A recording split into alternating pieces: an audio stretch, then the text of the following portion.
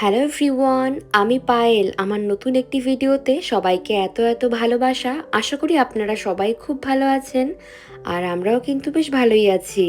কাঞ্চন জানলা খুলে বলে বরফ পড়ছে। মিহি শিগগিরই আসো না, বরফ পড়ছে। দেখুন দেখুন কেমন বরফ পড়ছে। একবার দেখো বরফ পড়ছে। সেই মজা তো। দুর্দান্ত স্নোফল। বাহ বাহ বাহ বাহ।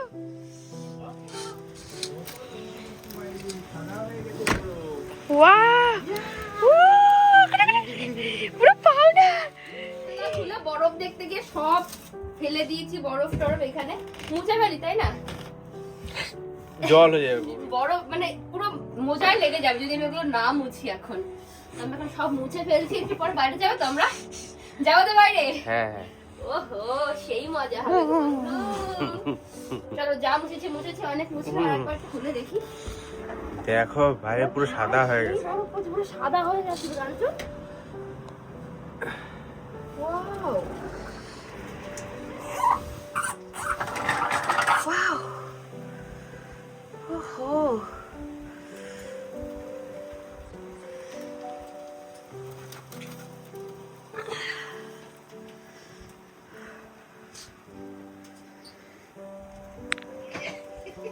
কি দারুণ, গায়ে চলে আসছে, পুরো বরফগুলো গায়ে চলে আসছে। এই যে বড় ছোট ছোট বরফ। কাঞ্চন এই ঠান্ডা কি খেতে চাও বলো? ঘুগনি ঘুগনি? আর কি আর কি সাথে আর কি? হ্যাঁ হ্যাঁ রুটি ঘুগনি রুটি ঘুগনি। জমে যাবে না কি কি কি কি কি কি রুটি ঘুগনি খাবে তুমি মাম্মা? রুটি ঘুগনি খাবে বর্ষায়? না বর্ষায় না, বরফে স্নোফলে তুমি রুটি ঘুগনি খাবে বাচ্চা? একটু খোলো দেখিনি, একটু খোলো খোলো, অল্প একটু খোলো না।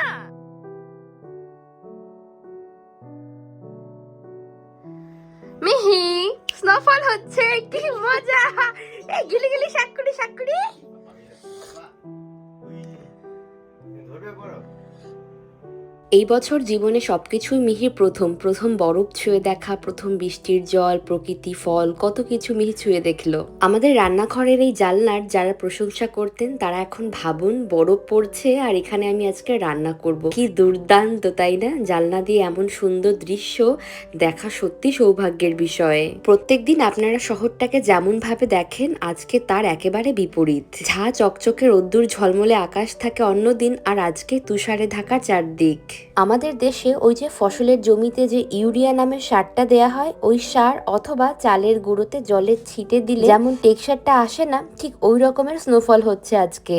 একটু গুঁড়ো গুঁড়ো টাইপের, তবে খুব একটা ফ্লাফি না। প্রত্যেক জানলার কার্নিশে দেখুন কত বরফ জমেছে। আমি সেই বরফ জানলা থেকে এনে এনে সিঙ্কে ফেলছি। বরফের দেশে ঘুরতে গিয়ে বরফ ধরা আর এক আনন্দ, আর নিজের বাড়িতে নিজের রান্নাঘরে এইরকম বরফ দেখতে দেখতে রান্না করা, বরফ হাত বাড়ালেই জানলার বাইরে হাত বাড়ালেই বরফ ছুঁতে পারা, সে এক অন্যরকম অভিজ্ঞতা। আমার সব মিলিয়ে আজকের পরিবেশটা জাস্ট দুর্দান্ত লাগছে।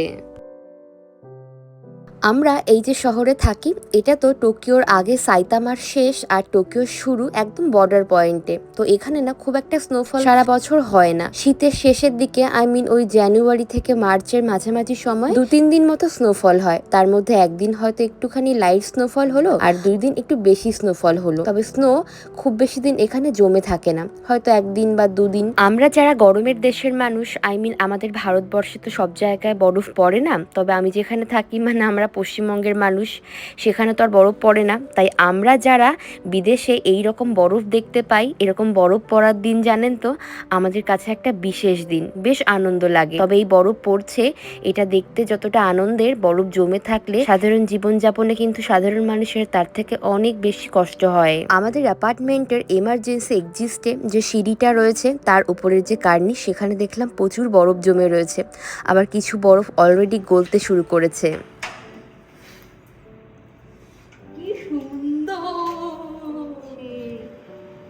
কি সুন্দর দেখতে লাগছে চারদিক। ওয়াও, কি দুর্দান্ত কাঞ্চন, পুরো স্বপ্নের মতো সুন্দর। আর এই যে নিচের যে বাগানটা দেখুন পুরো সাদা হয়ে গিয়েছে। সব থেকে সুন্দর লাগছে এই সাইডটা দেখতে, কি সুন্দর, পুরো তুলোর মতো ভেসে আসছে। আর কত মানুষ বেরিয়ে গিয়েছে দেখুন। হ্যাঁ হ্যাঁ নিচ্ছি তো, এই যে কি সুন্দর। সেটাই, ছাতা নিয়ে হঠাৎ করে বৃষ্টি শুরু হয়েছে না, স্নোফলটা। যদিও ওয়েদারে দেখিয়েছে, কিন্তু সবাই তো আর ওয়েদার চেক করে না। কি সাংঘাতিক, দেখো ওইভাবে হেঁটে হেঁটে আসছে কাঞ্চন। ও, ওরা আবার আনন্দ করছে, দেখো দেখো, আমরা আনন্দ করবো মাম্মা। কি সুন্দর এরকম বরফ পড়ছে, আর আগে আমরা খাবো হচ্ছে গরম গরম রুটি আর ঘুগনি। আজকে নিরামিষ ঘুগনি বানাবো। নিরামিষ বলতে শুধু পেঁয়াজটাই দেবো, রসুনটা দেবো না। তো চলো বাড়িতে যাই, ওই যে গিয়ে আমরা এখন হচ্ছে ইয়েটা বানাই, রুটি ঘুগনিটা বানাই। রুটি তো সেকবো ফ্রোজেন রুটি, তবে ঘুগনিটা এখন বানাবো। তো চলো।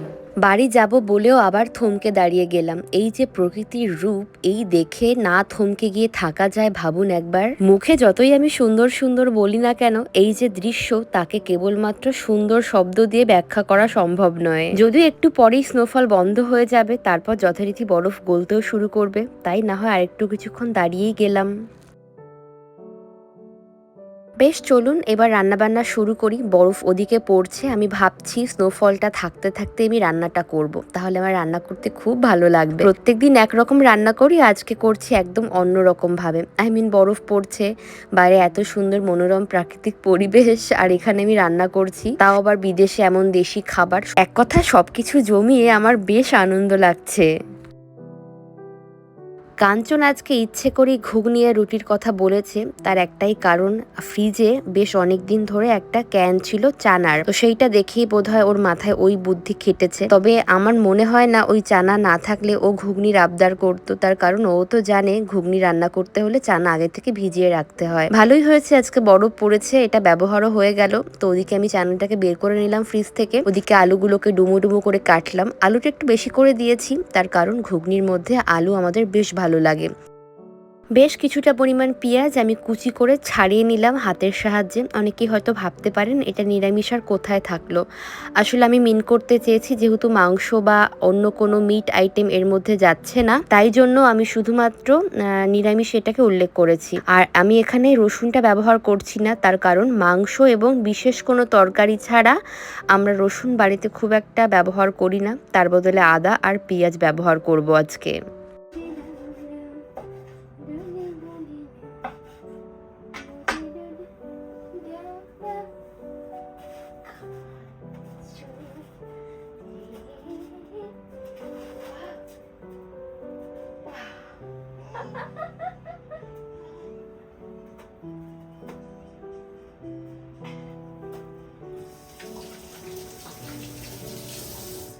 আগে যখন আমি সবসময় বাইরে থাকতাম, দিনের বেশিরভাগ সময়টাই আমার কাটতো বাড়ির বাইরে। যখন আমি ওয়ার্কিং প্লেসে কাজ করতাম, বাইরে জব করতাম, তখন জানেন আমার কপাল এত খারাপ ছিল, যখন স্নোফল হতো, যেদিন স্নোফল হতো সেই দিন বেশিরভাগ ক্ষেত্রে এমন হতো যে আমি যখন বাড়িতে ফিরতাম তখন স্নোফল বন্ধ হয়ে গিয়েছে, আর নয়তো গলে গিয়েছে। লাস্ট কয়েক বছর আমি যেটা করতাম, ওয়েদার প্রথম চেক করে সেই মতো আমি আবার দিন দেখে ছুটি নিতাম, না কিনা বরফ দেখবো, স্নোফল দেখবো, এনজয় করব। তো লাস্ট কয়েক বছর আমি এটাই করেছি, আর এখন তো পুরোপুরি বাড়িতে। আমার বেশ ভালোই লাগে এইরকম স্নোফল হলে। প্রত্যেক বছর দেখি, তারপরেও কিন্তু আশ মেটে না, মনে হয় প্রত্যেক বছরই নতুন বরফ, নতুন আকাশ, নতুন অভিজ্ঞতা। যাই হোক, পরিষ্কার একটা ফ্রাইং প্যানে সাদা তেল গরম করে তার মধ্যে দিলাম গোটা জিরে, আর ওই যে কুচি করা পেঁয়াজগুলো বেশ ভেজে নিলাম। এইবার দিয়ে দিলাম ডুমো ডুমো করে কেটে রাখা আলু। আমার মা এই ঘুগনি দুর্দান্ত রান্না করে, প্রত্যেক বছর বাড়ি গেলে অন্তত 3-4 দিন তো আমি ঘুগনি বাটিতে করে ঘুরে ঘুরে খাবোই। মা সেই মতো বেশি বেশি করেই রান্না করে। তো মাকে ফোন করলাম, মা বললো না, আদাটা স্কিপ কর, শুধুমাত্র পেঁয়াজ, টমেটো আর বেসিক কিছু মশলা দে, নামানোর আগে একটু গরম মশলা দিস, তাতেই ঘুগনির স্বাদ নাকি সব থেকে ভালো আসে। ক্যানের চানাগুলো তো এমনিতেই রান্না করাই থাকে, সিদ্ধ করা থাকে, পুরো প্রপারলি কুকড, একদম নরম হয়ে যায় হাত দিয়ে একটু চেপে দিলে। তো ওই জন্যে আমি পরে তো এগুলোকে কষাতে পারবো না আগে থেকে, ওই কারণে যেটা করলাম সেটা হলো আলুগুলোকে বেশ ভালো মতো ভেজে নিয়েছি। নুন দিয়ে ভাজলাম যাতে বেশ সুন্দর নরম হয়ে যায়, এমন করে ভাজলাম যাতে গলেও না যায়, আবার একেবারে কাঁচাও না থাকে। সাধারণ মশলাগুলো অ্যাড করলাম, একটু লঙ্কার গুঁড়ো, হলুদ গুঁড়ো আর সামান্য একটু জিরে গুঁড়ো।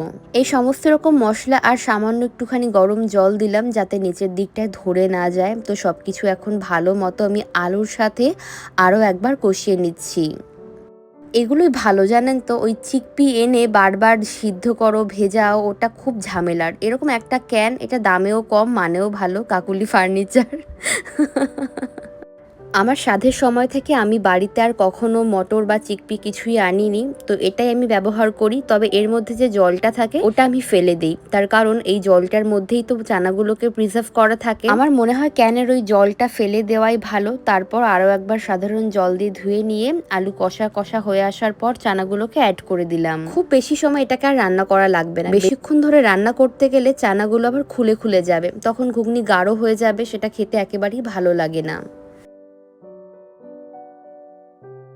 আমাদের শহরে আজকেই প্রথম স্নোফল হলো ঠিকই, এরপরও বেশ কয়েকদিন হবে। তো প্রত্যেক দিনই আমি চেষ্টা করবো একটু একটু করে আপনাদেরকে দেখানোর। যদিও বরফ আজকে পড়লো ঠিকই, তবে শীত কিন্তু এখানে মারাত্মক রকম জানেন। সকালের দিকটায় কোনো কোনো দিন তো ফিলস লাইক -3, -8, 7 এরকম থাকে। যেমন আজকেই দেখুন না, আজকে হলো জানুয়ারির 8 তারিখ, আর আজকে সন্ধ্যাবেলায় টেম্পারেচার ছিল ফিলস লাইক -8। জানলা এতক্ষণ খোলাই ছিল, তবে এতক্ষণ হাওয়াটা ছিল না। বরফ পড়া প্রায় কমে এসেছে, পরিমাণটা যেহেতু কমে এসেছে তাই হাওয়াও হচ্ছে প্রচুর। আর এই হাওয়ায় দেখুন গ্যাসের আগুনটা এলোমেলো হয়ে যাচ্ছে, আর ঠান্ডাও লাগছে, তাই বন্ধই করে দিলাম। আর জানেন তো আরো একটা কথা, আমাদের দেশে যেমন গরমকাল কিংবা বর্ষাকাল কিংবা ওই যে পুজোর আগে ভাগে খুব বৃষ্টি হয়, তবে এদেশে জানেন তো শীতকালে সব থেকে বেশি বৃষ্টিপাত হয়। শীতকালে বৃষ্টি হলে সত্যিই খুব কষ্টের। একে তো বাইরে হাড় কাঁপানো ঠান্ডা, তার উপর বৃষ্টির জল যদি হাতে পায়ে পড়ে, যারা বাইরে কাজ করে বা যারা প্রত্যেকদিন সকালবেলায় বাইরে কাজ করতে যায় তাদের মূলত বেশি কষ্ট হয়। যাই হোক, আলু চানা সবকিছু ভালো মতো যখন কষা হয়ে এলেও আমি ঝোলের জন্য দিয়ে দিলাম বেশ কিছুটা পরিমাণ গরম জল। এমনিতেই সবকিছু রান্না হয়েই রয়েছে, একটু ফুটিয়ে নেব। নাবানোর আগে একটু গরম মশলা ঘি এগুলোই যা ছড়িয়ে দেব। আর ঘুগনিটা না আমি একটু পাতলা পাতলা করছি, তার কারণ বেশি করে যেহেতু রান্না করলাম 2-3 দিন মতো থাকবে। এই খাবারটা আমরা দুজনেই খেতে ভীষণ পছন্দ করি। ঘুগনির সাথে কাঞ্চনের স্কুল লাইফ থেকে কলেজ লাইফের প্রচুর স্মৃতি জড়িয়ে রয়েছে, আর আমারও তাই। বিশেষ করে মেলায় গেলে আমি কিছু খাই চাই না খাই, ঘুগনি অন্তত চেখে দেখবই। তো কাঞ্চনকে এখানে টেস্ট করালাম যথারীতি। আজকেও টেস্ট করার পরে কিছুই বলতে পারলো না, সেই আমাকেই টেস্ট করে দেখতে হলো কি দরকার কি দরকার নেই। যাই হোক, এদিকে বাকি রান্নাটা হোক। ওদিকে চলুন, মিহির জন্য ওর মামা একটা জুতো এনেছিল নিউ ইয়ার উপলক্ষে, তো সেটাই আপনাদেরকে দেখিয়ে নিই। আমাদের ক্রিসমাস ট্রি এখনো খোলা হলো না, এটাকে এখন আবার এই মানে স্টোর করাটাই এখন সব থেকে বড় চাপের। যাই যেহেতু সুন্দর করে সাজানো রয়েছে তাই কদিন পরে তুলবো, আপাতত থাক কদিন। তো দাদা আজকে মিহিকে ওই নিউ ইয়ারের জন্য একটা গিফট দিয়ে গিয়েছে, একটা জুতো দিয়েছে। মেইনলি অ্যাডির একটা জুতো দিয়েছে, অ্যাডিডাসের একটা জুতো দিয়েছে। তোর পা এখনো অনেক ছোট্ট ছোট্ট, এই জুতো পরতে ওকে এখনো 3 মাস অপেক্ষা করতে হবে। জুতোটা হচ্ছে এইরকম, খুব সুন্দর জুতোটা অ্যাডির।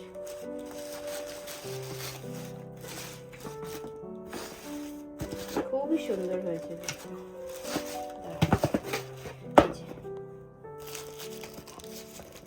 খুব সুন্দর হয়েছে। পেছনে দেখো ব্র্যান্ডিং করা আছে।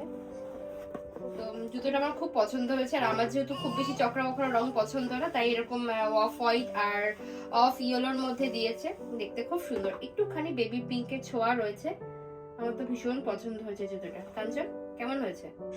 সত্যি সুন্দর হয়েছে। এইটা হলো মিহির প্রথম জুতো। আমরা এখনো মিহির জন্য কোনো জুতো কিনিনি, কারণ পাগল এখন এইটুকু জুতো দিয়ে কি হবে, জুতো পাওয়াও যায় না এই ধরনের জুতো আর কি। তো দাদা বললো ঠিক আছে থাক, পরে পরবে, এই হচ্ছে ব্যাপার। আগের ভ্লগে যেমন বললাম আমি আর কাঞ্চন ঠান্ডায় ভুগছি, তবে আপনাদের আশীর্বাদ এবং ঈশ্বরের কৃপায় মিহি এখনো ঠিক আছে, তাই ওকে নিয়ে আজ আর বাইরে গেলাম না। স্নোফল না হয় আমরা পরের বছরই দেখবো, সব ঠিকঠাক থাকলে। এদিকে রান্নাটাও হয়ে গিয়েছে, রুটিগুলো আমি সেকে কাঞ্চনকে খেতে দেব। যদি মিহি কান্নাকাটি না করে তাহলে আজকে আমরা একসঙ্গে ডিনার করব। তো চলুন খাবার দাবার খেয়ে নিই। আজকের ভিডিওটা আমরা এখানেই শেষ করছি। আবার দেখা হবে পরবর্তী নতুন কোনো ভিডিওতে। সবাই খুব ভালো থাকবেন, সুস্থ থাকবেন। Tata, bye bye.